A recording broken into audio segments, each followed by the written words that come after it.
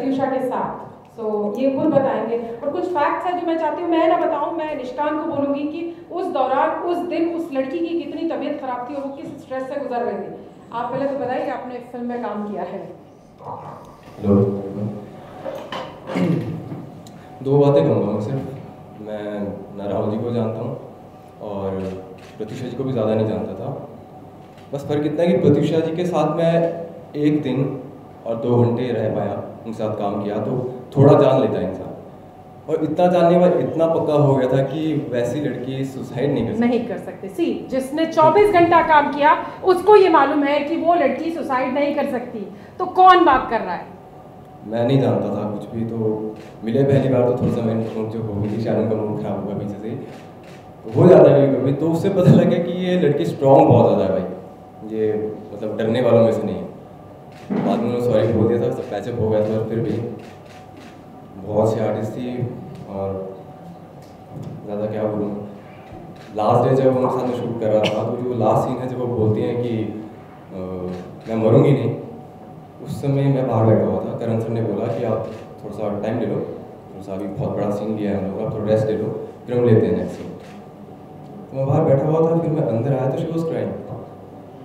तो मुझे लगा शायद वो ऑफ कैमरा की बात कर रहा है, तो वो रो रहे थे।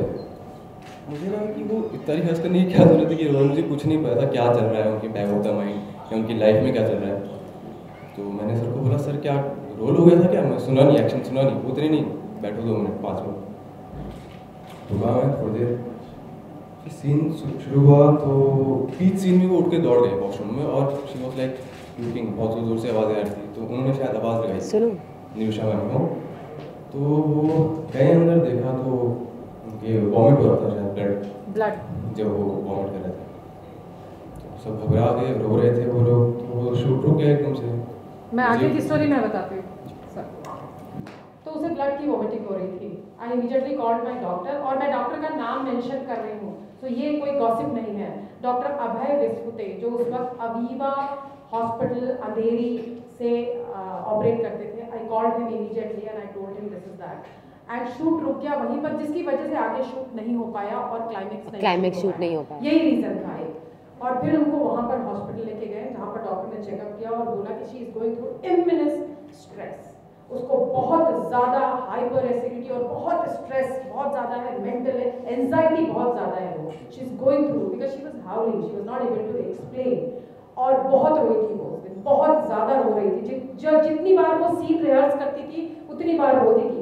एक सीन में जब एक रिश्ते टूटने की दास्तान होती है, जब आप रिहर्स कर रहे हैं, कहीं तो कनेक्ट कर रही थी वो, कुछ तो कर रही थी। मैं कुछ इसमें कुछ अपनी तरफ से मिक्स करके कुछ नहीं बोल सकती। You can call doctor Abhay Vispute and confirm, now he is the owner of a SRV hospital Jawahar Nagar Goregaon west. You can contact directly and speak to him. He will tell you the date and he will tell you everything. So it's nothing. I mean it's nothing. जो आपके सामने उनकी condition है, क्या अभी तक 1 साल हो गया, क्या अभी तक मैं इस पिक्चर में कभी आई हूँ?